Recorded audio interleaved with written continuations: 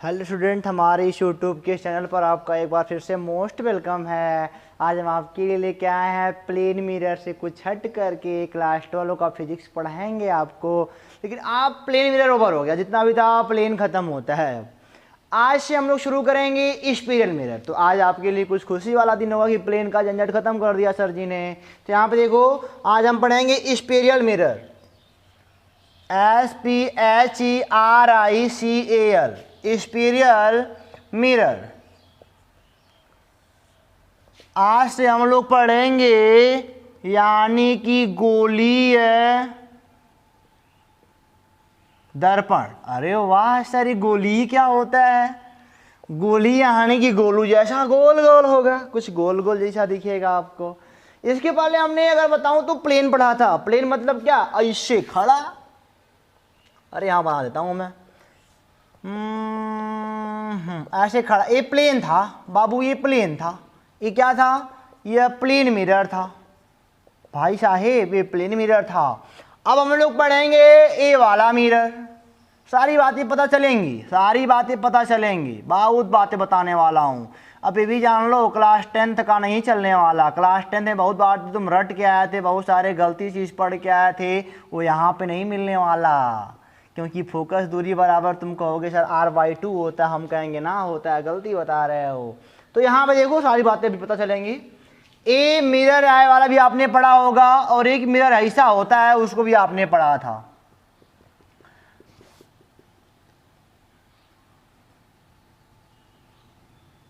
एक पॉलिश वाला होता है, मतलब एक मतलब कि ऐसा होता है, दो तल होते हैं, एक पॉलिश वाला एक रिफ्लेक्शन वाला। पॉलिश वाला रिफ्लेक्शन वाला वस्तु को हमेशा रिफ्लेक्शन वाले की ओर रखते हैं, तभी किरण आती जाती है ना। इस पर इधर वस्तु को रखे कोई फायदा नहीं, इनके लिए ना, इसके लिए यहाँ वस्तु को रखे कोई फायदा नहीं। 180 के पीछे इमेज बनेगा नहीं करेगा, 180 के अंदर होना चाहिए। यानी कि परावर्तक तल से मैंने बताया था कोण कितना होना चाहिए। तो इधर देखो, वस्तु को हमेशा परावर्तक तल की ओर रखना चाहिए, नॉट पॉलिश्ड की ओर नहीं। और हाँ, ये जानते हो कौन सा है? यह कौन सा मिरर है? तो आपने पढ़ा है सर, ये अवतल दर्पण है। अगर इंग्लिश में मैं पूछ दूं तो क्या बताओगे? क्योंकि गोल गोल सा है, इसीलिए इसको गोली कहते हैं। क्योंकि ये कैसा है? गोल गोल सा है, इसको क्या बोलते हैं? गोली बोलते हैं, स्पिरियल मिरर बोलते हैं। और ये बात जान लो कि यहाँ पे गुफा के जैसे केव, ये क्या है? केव। यहाँ पे जो रे आएगी ना, केव के अंदर जाएगी, इसलिए इसको हम कहते हैं कॉनकेव मिरर। और ये दूसरा का बचा, इसको हम क्या बोलेंगे? कॉन्वेक्स बोलेंगे। यहाँ पे मतलब कि उभरा हुआ तल से होता है परावर्तन। यहाँ पे परावर्तन दबे हुए तल से होता है, ये दबा हुआ तल है ना। यहाँ पे रिफ्लेक्शन दबे हुए तल से होता है, यहाँ पे उभरे हुए से होता है। एक गुफा के अंदर रह जाएगी, यानी कि तो इसे हम क्या बोलेंगे? कॉनकेव। के माने गुफा होता है, गुफा के अंदर रह जाना, कॉनकेव मिरर। और भाई देखो, अब यहाँ पे ऊपर से जाएगा रे, इसके ऊपर पड़ेगा, इसे क्या बोलेंगे? Convex mirror. यानी कि हिंदी में बोलते हैं उत्तल। अच्छा, ये आया कहाँ से होगा? ये आया कहाँ से है?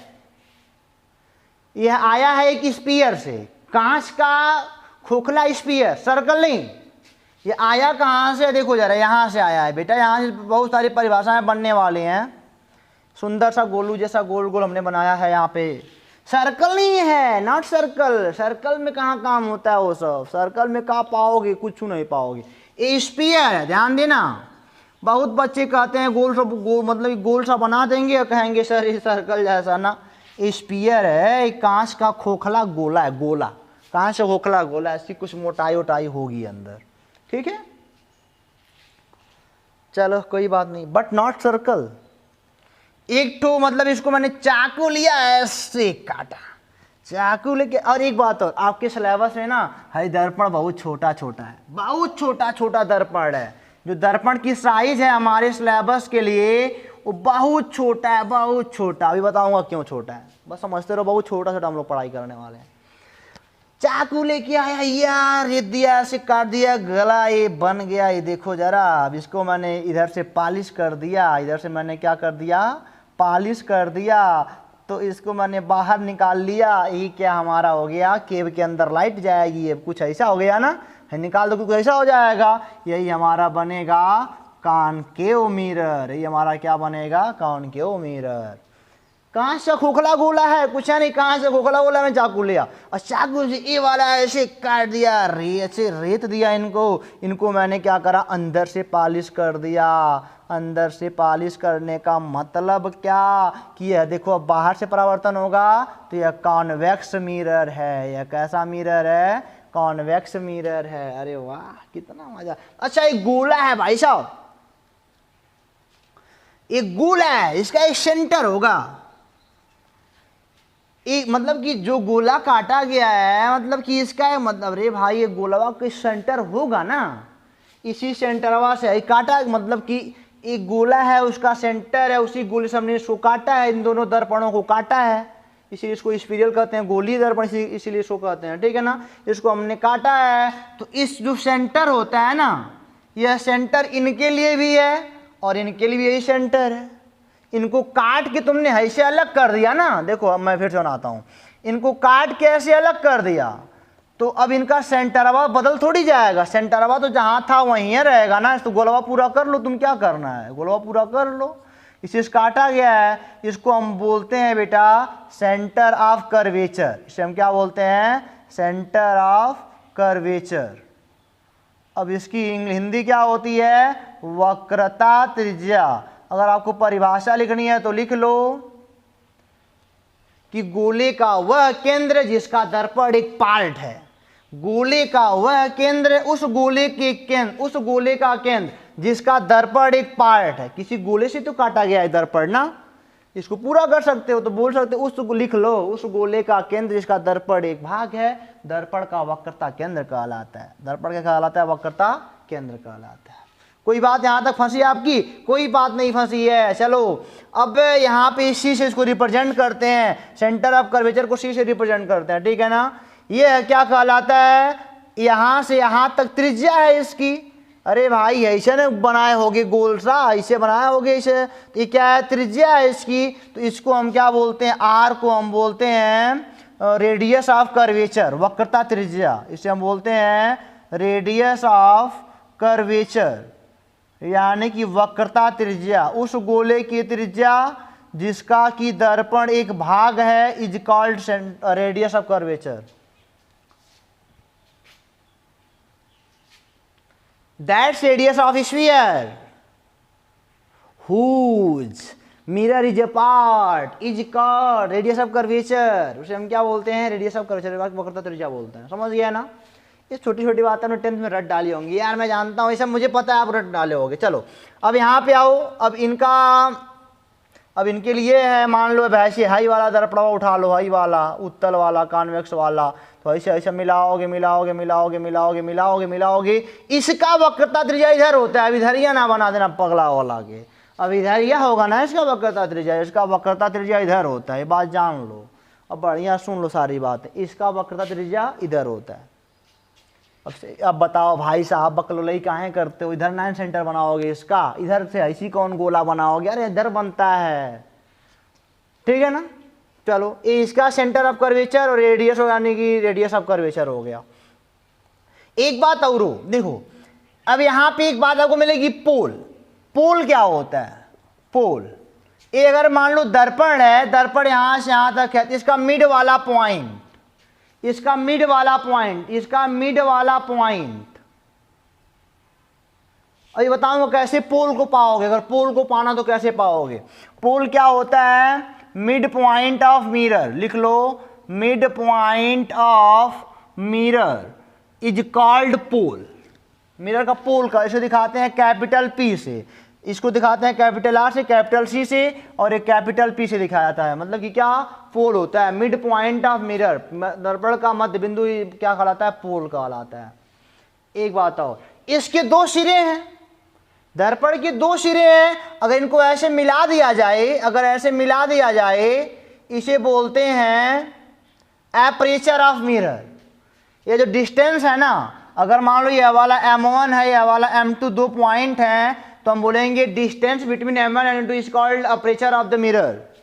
दर्पण का द्वारक कहते हैं इसको, हम क्या कहते हैं, दर्पण का द्वारक, यानी कि aperture, APER RETURE, aperture of mirror, aperture of mirror. क्या लिखोगे, M1 से M2 तक की दूरी is called aperture of mirror. अगर प्रकाश इसको दो बराबर भागों में बांट दिया तो ऐसा कुछ काटेगा नहीं, काटेगा है, ये पोल बनाएगा, पोल हम पा जाएंगे यहीं से, और ये क्या मिलेगा, एक पॉइंट यहाँ मिलेगा, और ये वाला जो डिस्टेंस होगा ये स्मॉल r से दिखाते हैं, इसे कहते हैं radius of aperture, radius of aperture. हालांकि इसका यूज आप नहीं अभी कहीं करे होगे, कहीं मिलेगा तो बताएंगे, बहुत कम इसका यूज होता है, इसका ज़्यादा यूज होता है। रेडियस ऑफ एपरेचर कम होगा, इसका ज़्यादा होगा रेडियस ऑफ कर्वेचर, ये एपरेचर का रेडियस बोलते हैं वाला, ठीक है ना। ये दर्पण का द्वारक हो गया, दर्पण का ये क्या हो गया, द्वारक, हिंदी में अपने को द्वारक कहते हैं, दर्पण का द्वार, दर्पण के द्वार की लंबाई जहाँ से घुस के जाना है इस प्लेन को, ठीक है ना, ये प्लेन है एक ठो, इसे ये किरण जाएगी होकर के, तो ये होता है एपरेचर कहलाता है, ठीक है ना। ये हो गया एपरेचर का। चलो अब आगे हम आपको बताते हैं, पोल भी हो गया, एपरेचर भी हो गया, यहाँ पे आने इसके लिए हो जाएगा पोल।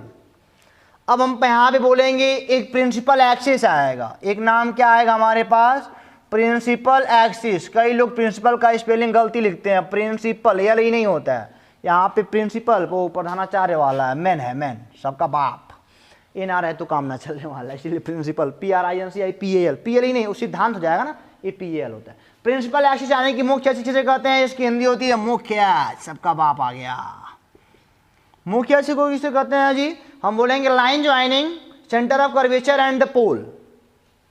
लिख लो यार, line joining centre of curvature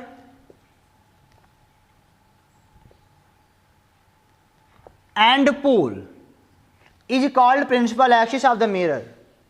अरे भैया इसे लिख लो ना कि मतलब कि वक्रता केंद्र और ध्रुव को मिलाने वाली रेखा को क्या बोलते हैं, मुख्य अक्ष बोलते हैं। लिख लो, ये मत कहना खाली अंग्रेजी पर बोलता है, गड़बड़ हो जाएगा ना। तो प्रिंसिपल एक्सिस भी हो गया। अब बचा है क्या, फोकस बचा है, फोकस पॉइंट बचा है, फोकल लेंथ बचा है। इसको मिटाने का हुक्म दो तो मिटा के आगे चला जाए। समझ गया, समझना बस समझने वाली बात है। एक के गोला था, गोली कोष था, एक कांच का खोखला था, खोखला है हलो है, इसको ऐसे काटा, इधर रंगा तो कॉनकेव पाया, इधर रंगा तो कॉन्वेक्स पाया, और दैट टाइम सेंटर एक के है, तो जो सेंटर होता है दर्पण का, अब पूरा सर्कल पूरा कर लो, सेंटर कहीं ना कहीं होगा करेगा, यही क्या होता है सेंटर ऑफ कर्वेचर। और यहाँ से यहाँ तक की रेडियस कहलाती है, तो बोलता है वो, उसको बोलते हैं रेडियस ऑफ कर्वेचर। और बाकी इसका मध्य बिंदु कहता है पोल कहलाता है। Line joining centre and the pole is called principal axis हो जाएगा। फिर क्या होगा कि इस वाले से अगर बताया जाए तो distance between M and N2 is called aperture of mirror. और रेडियस ऑफ एपरेचर क्या होता है, इसका आधा वाला दूरी जो होता है वही क्या होता है, स्मॉल r से रिप्रेजेंट करते हैं रेडियस ऑफ एपरेचर को। तो यहाँ तक बात खत्म हुई, तो फोकस पे आ जाए बेटा, समझ में आ रहा है ना, मजा भी आ रहा है सर जी, इसको मिटा के आ गया। चलो तो देखो यहाँ पे हमारी टॉपिक पढ़ने जा रही है फोकस। ये सब बातें अब यहाँ से रोचक बातें शुरू होंगी आपके लिए, वेरी इंपॉर्टेंट बातें। अगर आपको ना पता हो तो क्वेश्चन को हिला भी ना पाओगे। तो देखो फोकस को हम कहते हैं फोकल पॉइंट भी कहते हैं, फोकस को हम क्या कहते हैं, फोकल पॉइंट भी कहते हैं। ओके चलो कोई बात नहीं है। अब हमने क्या करा, ये देखो यहाँ पे पहले मैं दिखाऊंगा फॉर कॉनकेव, फॉर कॉनकेव यानी कि अवतल के लिए, इसे बोलते हैं कन्वर्जिंग मिरर ही बोलते हैं। कॉनकेव को ना, जो कॉनकेव मिरर है इसे हम क्या बोलते हैं, कन्वर्जिंग मिरर। ओके क्योंकि यह मतलब कि रेस को कन्वर्ज करता है, या रेस को क्या करता है, कन्वर्ज करता है, एक में लाता है। तो देखो जरा इसका फोकल पॉइंट क्या होगा। मान लो फोकस, या इसको दिखाते हैं कैपिटल F से, फोकस या फिर फोकल पॉइंट भी कर सकते हो। मान लिया यह एक हमारा मिरर है, ठीक है ना, यह कैसा मिरर है, अगर मैं इसको उभरा हुआ तल जो भी है इसको मैं पेंट कर दूं, पॉलिश कर दूं, तो that time it is called concave mirror. Okay और यहाँ पे इसका होगा प्रिंसिपल एक्सिस, और ये किसी गोले से ही तो बनाया गया होगा, इसको यहाँ पे इसका सेंटर कहीं रहा होगा, ये सेंटर ऑफ कर्वेचर, इनको ऐसे line joining centre of curvature and principal axis is called, अरे line joining centre of curvature and the pole is called principal axis.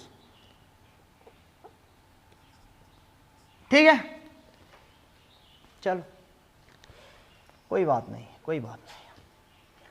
तो इस पे एक मैं बात बताता हूँ, देखो जरा अगर मान लो यह है कोई रे है जो प्रिंसिपल एक्सिस के पैरेलल चल रही है, समझो हमारी बात को, मैंने क्या बोला, यह एक रे है जो प्रिंसिपल एक्सिस के पैरेलल चल रही है, तो आफ्टर रिफ्लेक्शन यह ऐसे कुछ गुजरेगी, है ना।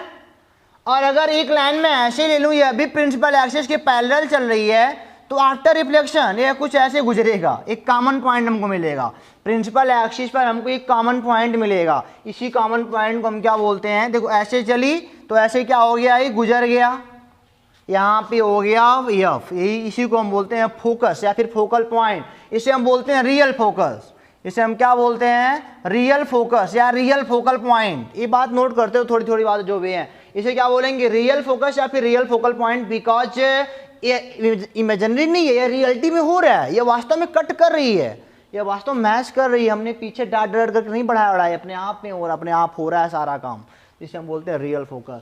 यानी कि कॉन्केव मिरर में क्या पाते हो आप, रियल फोकस पाते हो। इसे बोलते हो कन्वर्जिंग मिरर बोलते हो। देखो ये सारे मतलब कि जो भी रेस थे इनको यहाँ पे लाके ज्वाइन कर दिया, मीट कर दिया ना, तो हम बोलेंगे इसका परिभाषा अगर कैसे लिखा जाएगा, तो इसकी परिभाषा लिखा जाएगा कि दर्पण के समांतर चलने वाली किरणें, दर्पण के मुख्य अक्ष के समांतर चलने वाली किरणें दर्पण से परावर्तन के पश्चात अगर यहाँ पे एक और गुजार दो ना, ऐसे गुजार दो समांतर, तो ये अभी यहीं से ही जाएगी और कहीं थोड़ी जाएगी, अभी यहाँ से ही जाएगी। अगर यहाँ से गुजार दो तो ये अभी यहीं से ही जाएगी परावर्तन के पश्चात। तो एक पॉइंट पे कॉमन पॉइंट हमको मिल जाएगा सबके लिए, तो वही क्या कहलाता है, फोकस कहलाता है। तो लिख लो आप, हिंदी में लिखना चाहो तो लिख लो, इंग्लिश में लिखना चाहो लिख लो। मैंने क्या बोला हिंदी में कि दर्पण के मुख्य अक्ष के समांतर चलने वाली किरणें दर्पण से परावर्तन के पश्चात एक निश्चित बिंदु पर आकर के मिलती हैं, वही निश्चित बिंदु क्या कहलाता है, फोकल पॉइंट या फिर फोकस कहलाता है। इंग्लिश में क्या लिखोगे, ray of light coming on the mirror, concave mirror. मैंने क्या बोला, इसको लिख दूं क्या, rays of light coming on the mirror, मतलब कि जो लाइट की रे है वह मिरर पर आती हैं, and after reflection they meet at a common point, that point is called focal point। मैंने क्या लिखा, rays of light coming on the mirror and after reflection they meet at a common point।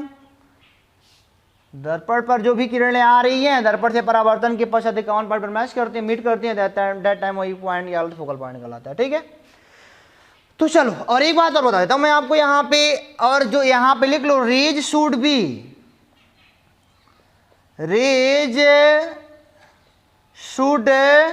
Not be marginal. ये देख लो यहाँ पे यह point आपके लिए काम करेगा, rays should not be marginal, rays marginal नहीं होना चाहिए। यहाँ पे लिख लो, रेज शुड बी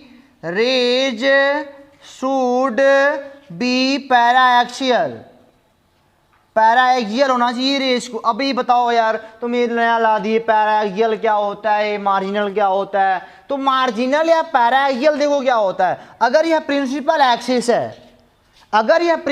एक्सिस है, तो दैट टाइम जो ये रे गुजर रही है इसके बहुत करीब से गुजर रही है, बहुत डिफरेंस नहीं है। ये जो रेज है ना, इनकी दूरी बहुत ही कम है। अगर यह दूरी मान लो यक्स है, तो यह यक्स बहुत कम है, बहुत कम। ये जान लो, हम लोग यही पढ़ाई कर रहे हैं और कुछ नहीं कर रहे हैं। हमारा मतलब कि जो ये सब चल रहा है ना, ये सब इसी पे चल रहा है कि हमारा जो रेज है वो पैराएक्सियल है। पैराएक्सियल क्या होता है, जो रेज मतलब कि प्रिंसिपल एक्सिस से बहुत करीब होते हैं। और करीब का मतलब है, अजीब जान लो, ये इसका क्या है, रेडियस ऑफ कर्वेचर है। आर की तुलना में यह एक्स बहुत छोटा होना चाहिए, आर तभी पैराएक्सियल होगा, और पैराएक्सियल के लिए सही है। मार्जिनल मतलब क्या होता है, दूर। तो rays should not be marginal, rays दूर नहीं होना चाहिए। यानी कि जो रेज है प्रिंसिपल एक्सिस से बहुत दूर नहीं होना चाहिए। ऐसा ना हो कि आर के करीब एक्स हो, घटनाएं चेंज हो जाएंगी आपकी। और मैं भी दिखाऊंगा आर को यक्स कर, मतलब कि आर यक्स से बहुत छोटा होता है, तो हमारे 99% हमको पढ़ाई करना है। लेकिन मैं ऐसा भी आपको दिखाऊंगा कंडीशन कि जो आर यक्स के करीब होगा, यानी कि बहुत ज़्यादा डिफरेंस नहीं होगा, तब सवाल लगाने का तरीका बदल जाएगा। लेकिन हम जो नॉर्मली 10th में पढ़े हैं, 12 में भी यही पढ़ना है, पैराएक्सियल का वाला ही केस पढ़ना, नॉट मार्जिनल, पैराएक्सियल ही पढ़ना है, ठीक है ना। तो समझ गए, concave mirror is called converging mirror and it should be real focus. अब यहां पे देखो कॉन्वेक्स दिखाता हूं मैं। फॉर कॉन्वेक्स अभी एक चीज और छूट रहा है, फोकल लेंथ छूट रहा है, नहीं फोकस दूरी छूट रहा है, चलो कोई बात नहीं है। कॉन्वेक्स इसे बोलते हैं डाइवर्जिंग मिरर, इसे हम क्या बोलते हैं, डाइवर्जिंग मिरर। यह है बेटा रेस को डाइवर्ज करता है, फैलाता है। तो देखो क्या आप अच्छे से देख पा रहे हो, बहुत टॉप देख रहे हो, चलो देख लिया तो ये वो तो देख लिया। यहाँ पे देखो जरा, ये इसका जो दबा हुआ तल है ना, इसे हम क्या बोलेंगे, मतलब कि कॉन्वेक्स मिरर है। और इसका सेंटर ऑफ कर, देखो प्रिंसिपल एक्सिस या किसी गोले का पार्ट होगा, सेंटर ऑफ कर्वेचर यानी कि line joining centre of curvature and the pole is called principal axis. Okay, principal axis है। यहां पे एक बात और लिख लो, rays of light parallel coming, parallel coming, parallel लिख लो, पैरेलल होना चाहिए, नहीं तो गड़बड़ हो जाता है। यहां पे rays of light coming parallel on the mirror, अब सही है, पैरेलल वाले की बात थी ना वो बेटा, सॉरी इसको बना लो, पैरेलल करो, यहाँ पे पैरेलल लिख लो। यहाँ पे देखो जरा, मैंने क्या बोला, यहाँ पे एक कॉन्वेक्स हमारे पास मिरर है, और यहाँ पे भी मैंने बोला कि जो रेज ऑफ लाइट है एक मतलब कि प्रिंसिपल एक्सिस के पैरेलल ही है, प्रिंसिपल एक्सिस के पैरेलल है। तो ये क्या होगी बेटा, ये ऐसे रिफ्लेक्शन ऐसे हो जाएगा, ऐसे गुजर जाएगी यार ना। यहाँ पे देखो ये प्रिंसिपल एक्सिस के पैरेलल सेकेंड है, सेकेंड रे है, ये अभी मतलब कि रिफ्लेक्शन के बाद ऐसे ही गुजर जाएगी। देखो डाइवर्ज हो रही है, ये क्या हो रही है, डाइवर्ज, डाइवर्ज मतलब क्या, फैल रही है, और ये क्या कन्वर्ज हो रही है, ये कन्वर्ज हो रही है और ये डाइवर्ज हो रही है। तो ये कन्वर्जिंग मिरर कहलाता है और ये क्या कहलाता है, डाइवर्जिंग मिरर कहलाता है। इसको हमको देखो, क्योंकि ये पॉलिश किया हुआ है, तो क्या ये हवाला रे अंदर आ पाएगा, अंदर नहीं आ पाएगा, तभी तो बाहर भाग गया, डाइवर्ज हो गया। इसको हम पीछे ला के मिलाते हैं जबरदस्ती ऐसे, लो ये हमको लगता है कि यहाँ पीछे से कहीं से आ रही है, हमारी आंख देखती है, यानी कि ऑब्जर्वर देखता है कि पीछे से लगता आ रही है, इसको ही पीछे मिलाते हैं। तो ये अभी बेटा एक कॉमन पॉइंट पर मीट करते हैं, और that point is called focal point of the convex mirror and एक इमेजिनरी फोकस कहलाता है। यह क्या कहलाता है, जो कैपिटल एफ इसका होता है ना, इमेजिनरी फोकस कहलाता है। यह भी बेटा यहाँ भी क्या होना चाहिए, रेज शुड बी पैराएक्सियल। तो यहाँ पे क्या लिखोगे, rays of light coming parallel on the mirror after reflection they diverge but they diverge, जो क्या होती है, डाइवर्ज हो जाती हैं, बट लेकिन मैंने क्या किया, लेकिन मैंने यहां पे बोलेंगे बट आई सीन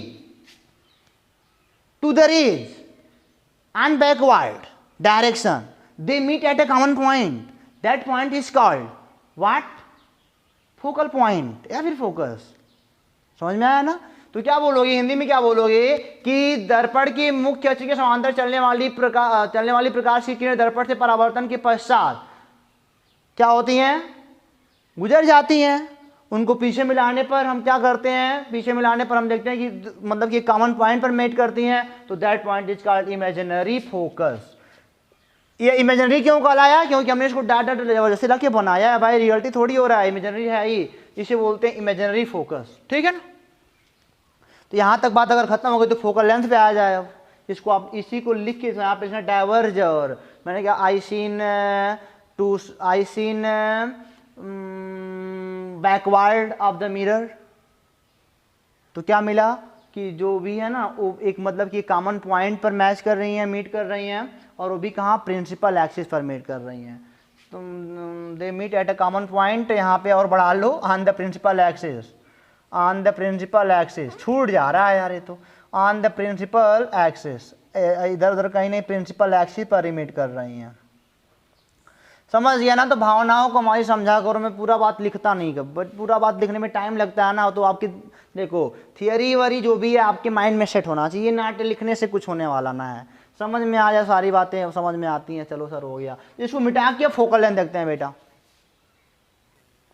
तो अब देखो बेटा, फोकल लेंथ बहुत इंपॉर्टेंट, यहाँ पे समझना बेहद जरूरी है कि क्लास 10 में जो आपने पढ़ा था ना, जो आपने बेटा क्लास 10 में पढ़ रखा था उससे काफ़ी हट के मिलेगा आपको यहाँ पे। क्लास 10th में तो मोर देन हमने पढ़ा था यह बराबर r/2, इसमें एफ बराबर r/2 की जो फोकस दूरी है वक्रता त्रिज्या क्या आ जाती है। हाँ वास्तव में हमको वही पढ़ाई करनी है, लेकिन रियलिटी क्या है, अगर हमको अपर लेवल के एग्जाम देने हैं तो दैट टाइम ये नहीं काम करने वाला। ये कब है अभी पता चल जाएगा। जैसे हम बोलते हैं अब कई लोग बोलते हैं कि मतलब कि mid point of the radius of curvature is called, mid point से लेकर के ना ऐसे देखो जरा, ये मान लिया हमारे पास एक मिरर है, कॉनकेव लिया है मैंने, यही बात कॉन्वेक्स में भी चलेगी। अभी हम आपको पढ़ाएंगे चिन्ह पर पार्टी साइन कन्वेंशन पढ़ाएंगे। ये पोल है, ये इसका सेंटर ऑफ कर्वेचर है, ठीक है ना। तो कईयों का जवाब ही होता है कि इसके बीच में बना दो, एफ हो जाएगा, फोकस वाला हो जाएगा फोकल पॉइंट, और पोल से मतलब कि डिस्टेंस बिटवीन बताते हैं फोकस टू पोल, या फिर बोलते हैं कि मिड पॉइंट बोलते हैं। लेकिन ऐसा मिड पॉइंट तो नहीं होना है बेटा, मिड पॉइंट तो नहीं होना है, मिड पॉइंट हमेशा नहीं काम करना है। मिड पॉइंट कब काम करना है, ये वास्तव में यह बराबर r/2 एक स्पेशल केस है। यह क्या है, एक स्पेशल केस है। अब मैं तुमको बताता हूँ जनरली क्या होता है, वास्तव में जनरली क्या होता है फोकल लेंथ। तो यहाँ पे फोकल लेंथ को मैं परिभाषित करता हूँ तो मैं बोलूँगा डिस्टेंस फ्रॉम, बिटवीन नहीं बोला हूँ मैं, distance from pole to focus is called focal length. Distance from pole to focus is called focal length. मैं थोड़ा इसको बड़ा बनाता हूँ, यहाँ पे हमको एक फार्मूला प्रूव करना है ना, ताकि आपको दिखे। अभी गाँव मौज होगा तो कहोगे सर दिख नहीं रहा हमको, तो मैं थोड़ा बड़ा बनाने का प्रयास करता हूँ बेटा इसको। देखियो,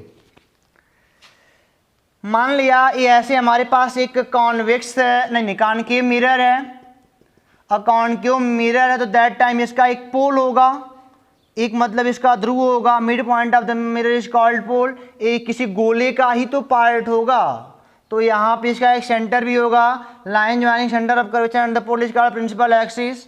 ये हो जाएगा सेंटर ऑफ कर्वेचर, हो जाएगा आपका पोल, ठीक है ना।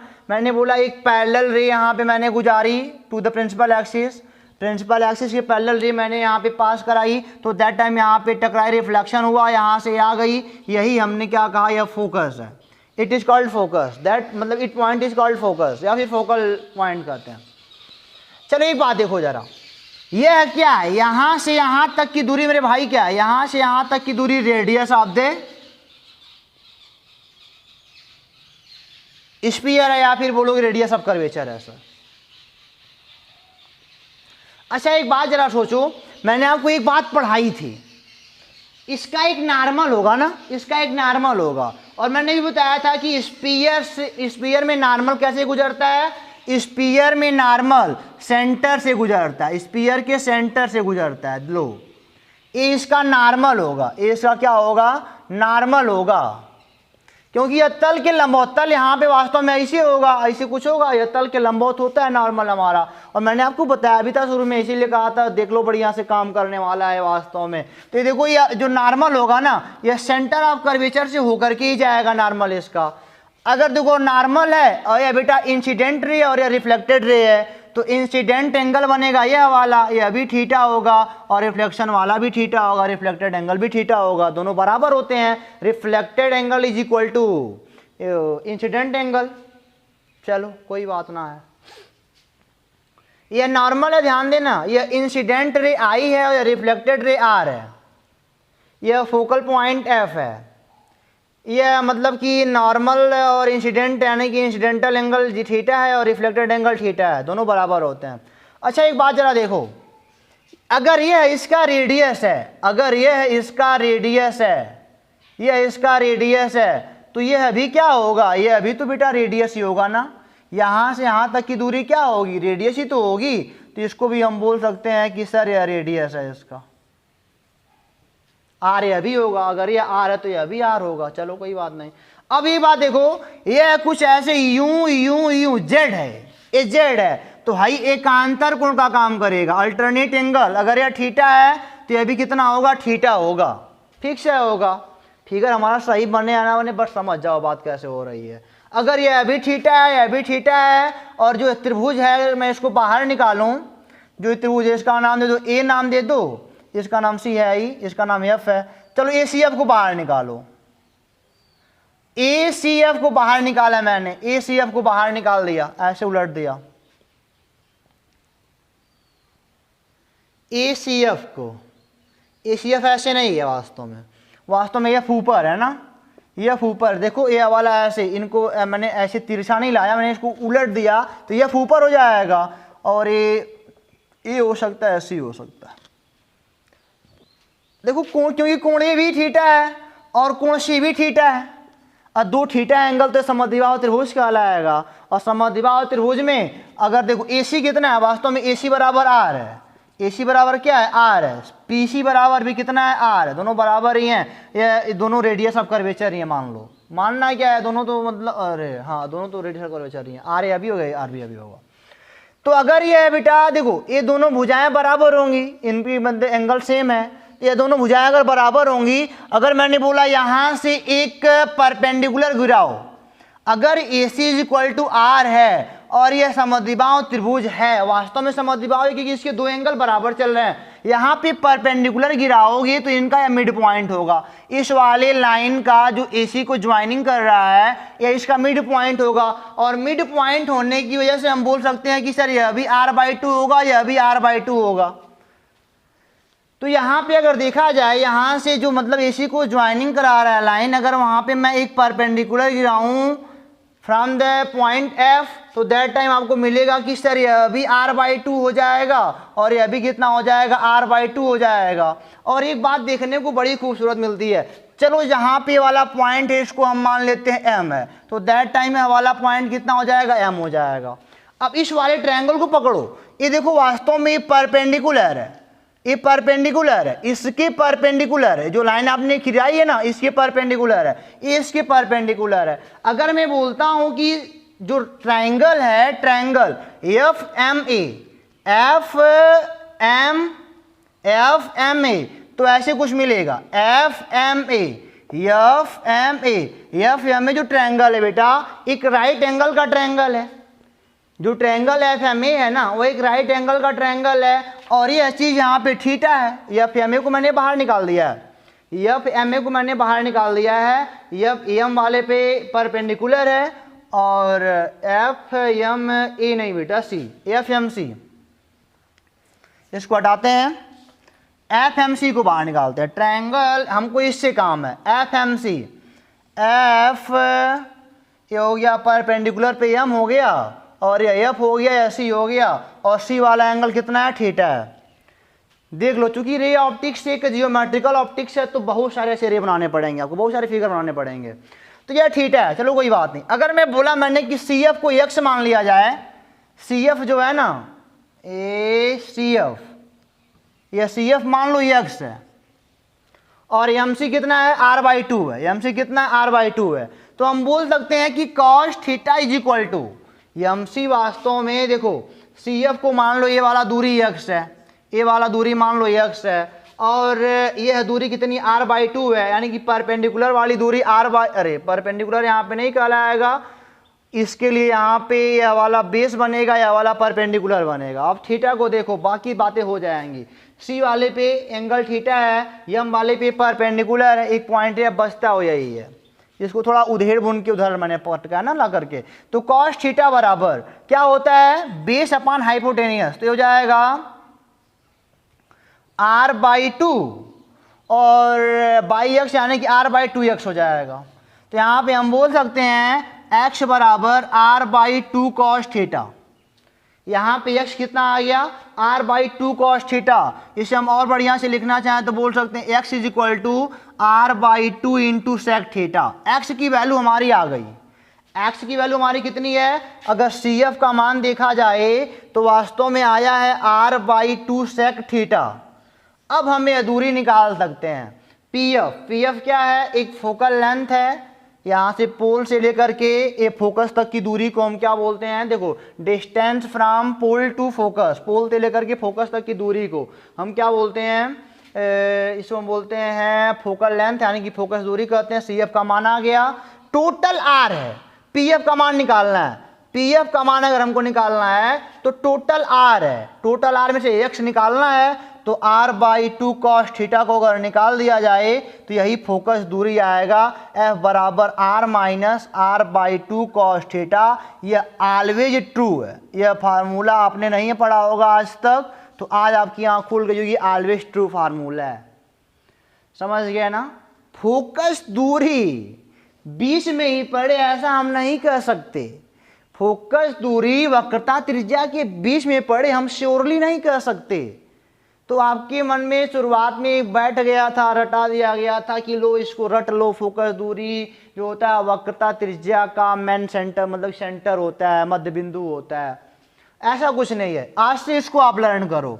और हाँ, वह भी सही था, जानते हो कब सही था, वही पैराएक्सियल के लिए।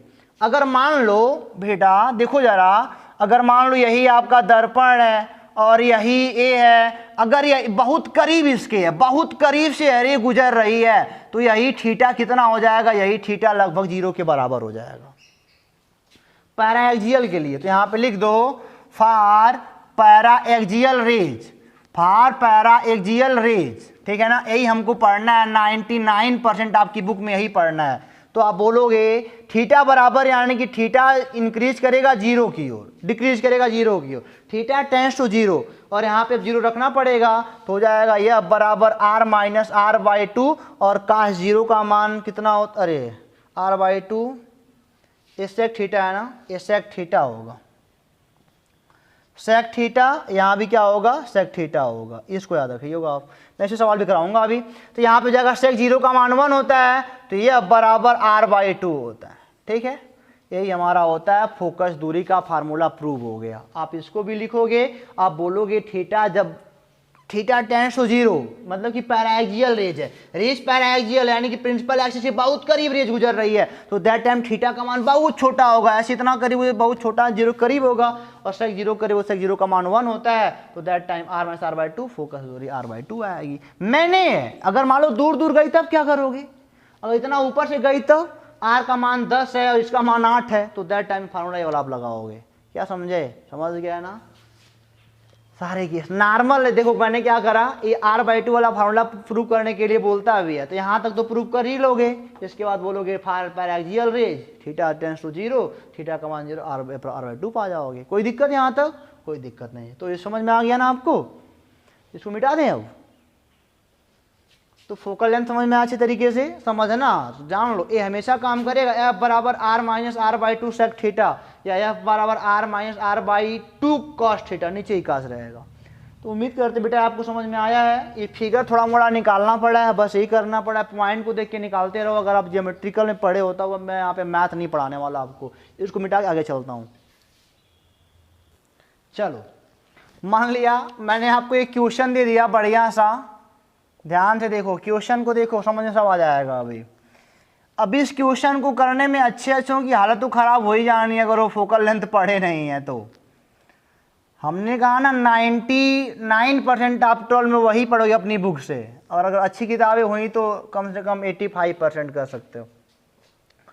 ये बेटा हमारा सेंटर ऑफ कर्वेचर हो गया, और यह हो गया पोल हमारा, यहाँ से एक रे आई, यहाँ से एक रे आई ऐसे गुजर गई। अब हमने कहा कि यहाँ पे ए वाली दूरी टोटल, चलो मान लिया ये वाली दूरी कितनी है, टोटल 8 है, यानी कि r का मान 8 हमने आपको दे दिया। r का मान हमने क्या दे दिया आपको, 8 सेंटीमीटर, 8 सेंटीमीटर, यानी कि रेडियस ऑफ कर्वेचर 8 सेंटीमीटर मैंने दिया। और यहाँ से पोल की जो डिस्टेंस, मतलब कि सेंटर, मतलब प्रिंसिपल एक्सिस से रे वाली जो दूरी है वह मान लो 9 सेंटीमीटर मान लेते हैं, 9 नहीं 7 मान लो, 7 सेंटीमीटर। चलो सेंटर ऑफ मतलब रेडियस ऑफ कर्वेचर जो 8 सेंटीमीटर है, और यहाँ से प्रिंसिपल एक्सिस से रे वाली दूरी 7 सेंटीमीटर है, तो दैट टाइम मैंने पूछा कि बताओ अब इनका फोकस दूरी कितना होगा, इनका फोकस दूरी बताओ। तो अब कई लोग ऐसे होंगे जो कहेंगे सर 8/2, जो 10th वाले बच्चे होंगे वो बोलेंगे सर 8/2 कर दो, 8/2 यानी कि 4 सेंटीमीटर होगा। तो कहाँ होगा, अभी देखो नहीं होने वाला है।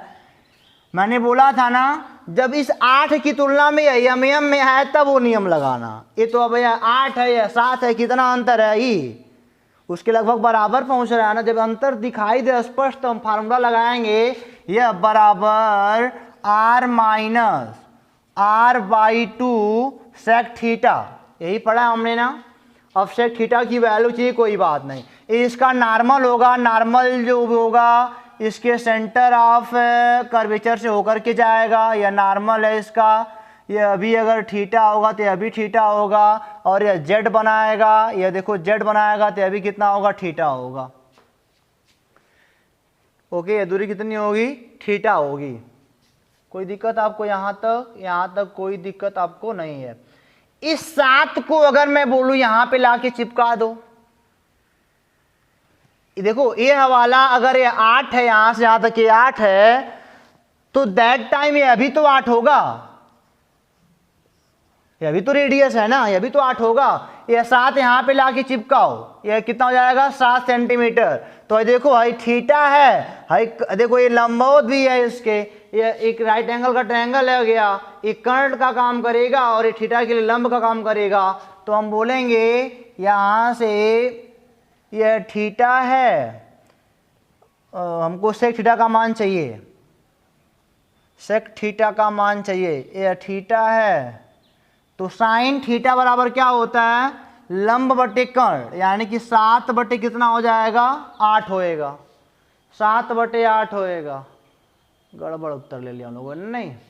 अब इसको घटा के निकालो यार, 8 8 से 64 माइनस 49, 13 में 14 में से 9 गया 5, 5 में से 4 गया 1, यानी कि अगर रूट में 15 आएगा। यहाँ पे कॉस थीटा का मान आएगा आधार, यानी कि रूट में 15 बटे कर्ण कितना है बेटा, 8 है।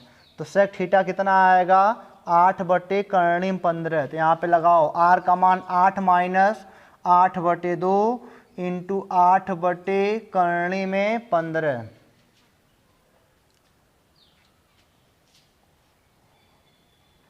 कर्णी में 15, ये फोकस हो गया, इसका फोकस था। ये आएगा 4, 8 माइनस 32 बटे कर्णी में 15, ये लगभग आएगा 3 4 चौके 16, 4 से थोड़ा मोड़ा बड़ा आना चाहिए। अगर ये 7 है 8 है तो इसको करने 3 दशमलव कुछ होगा, तो ये बड़ा होगा। वास्तव में जो एफ आएगा वो नेगेटिव ही आएगा, यह जान लो। अगर ये कॉन्वेक्स कॉन्केव मिरर है तो नोट कर लो, याद कर लेना कि the focal length of concave mirror is negative and convex mirror is positive. जो कॉन्केव मिरर का फोकल लेंथ होगा ना वह नेगेटिव होगा, या नेगेटिव आना तय है, और जो कॉन्वेक्स का आएगा वो पॉजिटिव आएगा। तो देख के तुम बता सकते हो, खुद देख लो एक बार,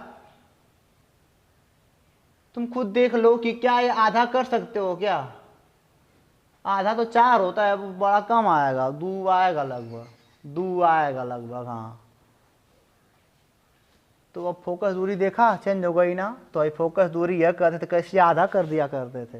भाई देखो जब भाई स्पष्ट अंतर पता चलेगा इसमें अंतर है, तो भाई फार्मूला लगाना।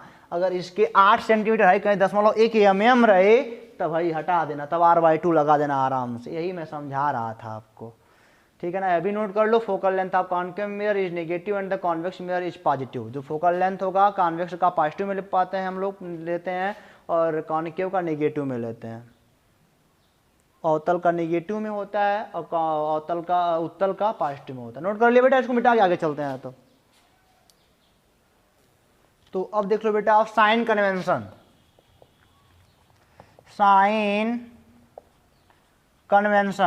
चिन्ह परिपाटी का नाम सुना होगा आपने ना, वही चिन्ह परिपाटी आपको बताने जा रहे हैं इस बात को ध्यान रखना। अपने क्लास 10th में ऐसे बना के प्लस माइनस एक्सिस बना के पढ़ लिया करते थे, अब यहाँ पे वो काम नहीं करेगा।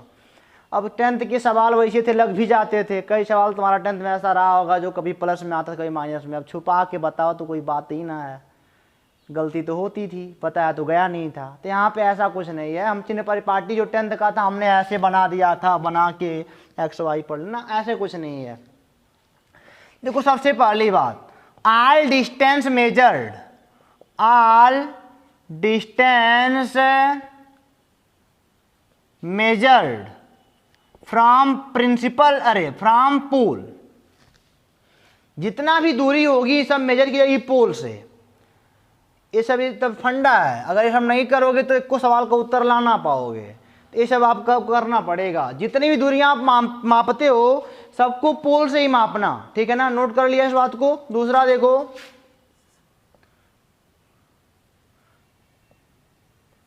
The distance towards incident ray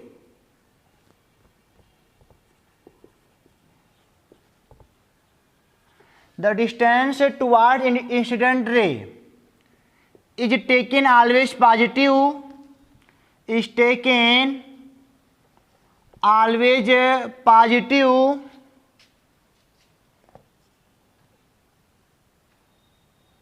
and in opposite direction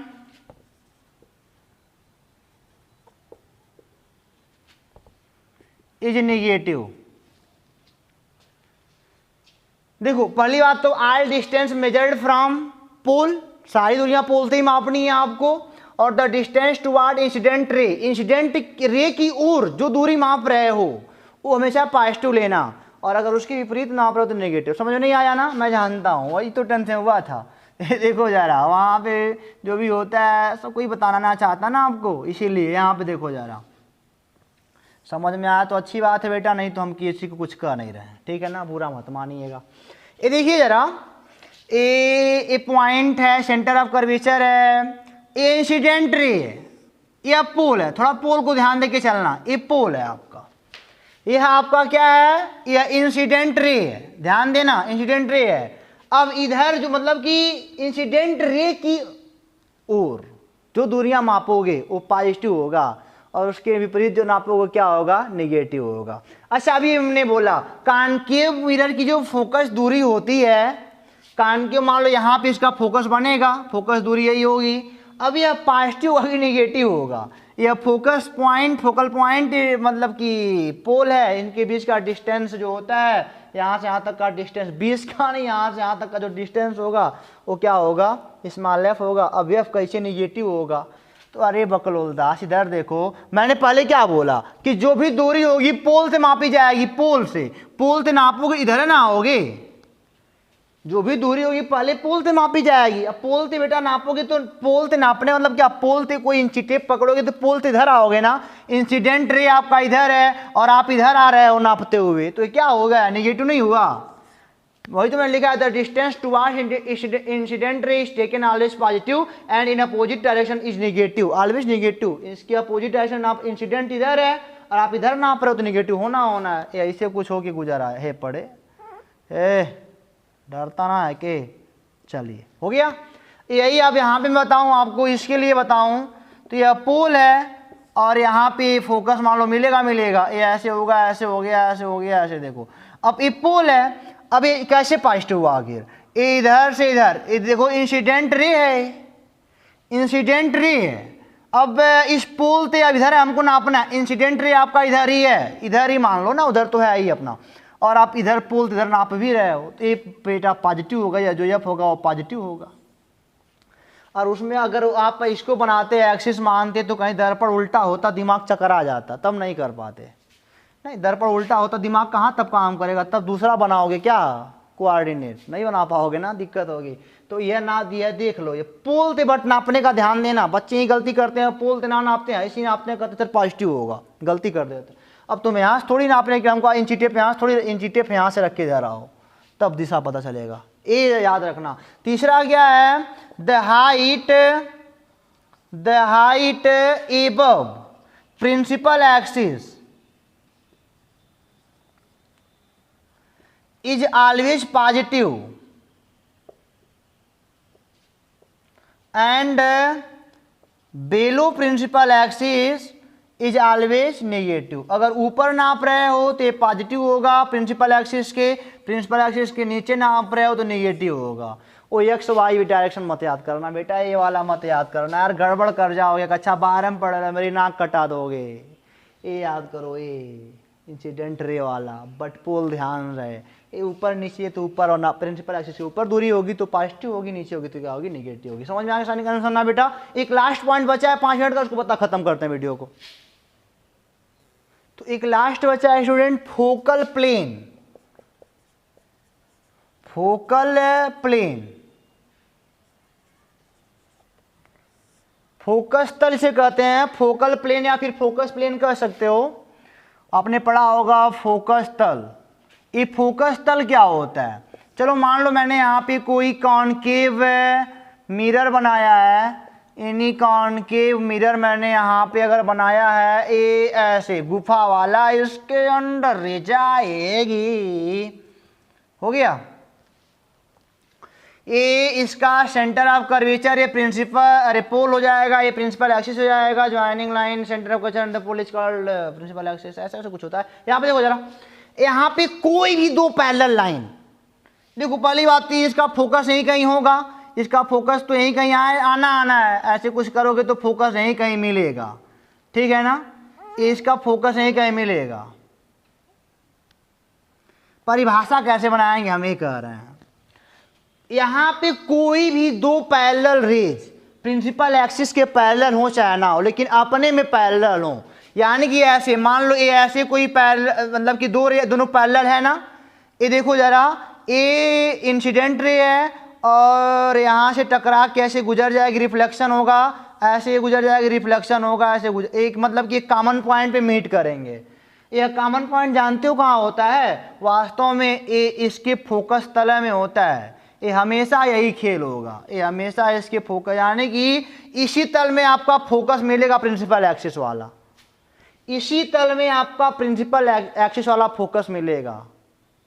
इसी तल को हम क्या बोलते हैं? फोकस तल बोलते हैं। हमसे सुनो एक बार बेटा, आप ऐसे बोलना कि दो मतलब कि पैरेलल रेज जो कि दर्पण पर गिराई जाती हैं, वो चाहे प्रिंसिपल एक्सिस के पैरेलल हो चाहे ना हो, ये फोकस प्रिंसिपल एक्सिस, देखो जा प्रिंसिपल एक्सिस अगर पैरेलल हुई तब यहाँ ज्वाइनिंग होगा, प्रिंसिपल एक्सिस पे होगा। अगर दोनों रेज प्रिंसिपल एक्सिस के पैरेलल हुई बेटा तो यहाँ पे ज्वाइनिंग होगा, यहाँ पे मीट होगा उनका, यहाँ पे मिलन होगा। लेकिन अगर प्रिंसिपल एक्सिस के पैरेलल नहीं होगी तब भी मिलन होगा, लेकिन प्रिंसिपल जो मतलब कि एक्सिस पे नहीं होगा, वो यहाँ पे होगा, इस फोकस तल में होगा। इस मतलब कि तल बना लिया जाए तो इस वाले फोकस को लेकर के, तो इसी तल में हमेशा मिलेंगे। कहीं भी यहाँ से गुजारोगे तब भी यहीं मिलेंगे। फोकस तल में हमेशा, अगर यहाँ से रे गुजारोगे तो यहाँ कहीं मीट होगा, यहाँ कहीं मिलन होगा उनका।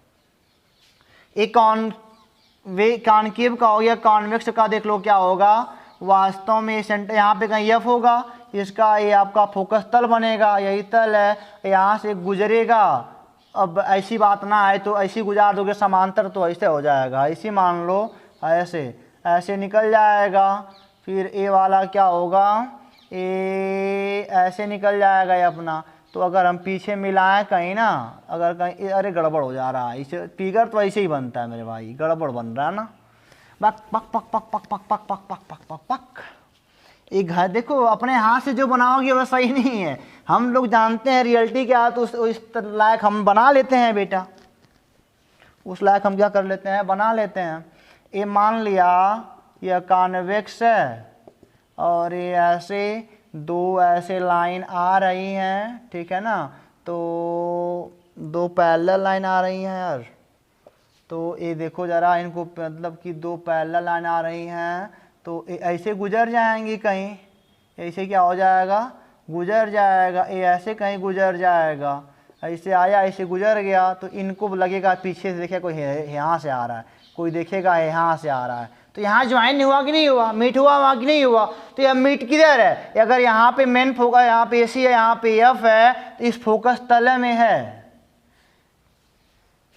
चाहे इसके लिए हो चाहे इसके लिए हो।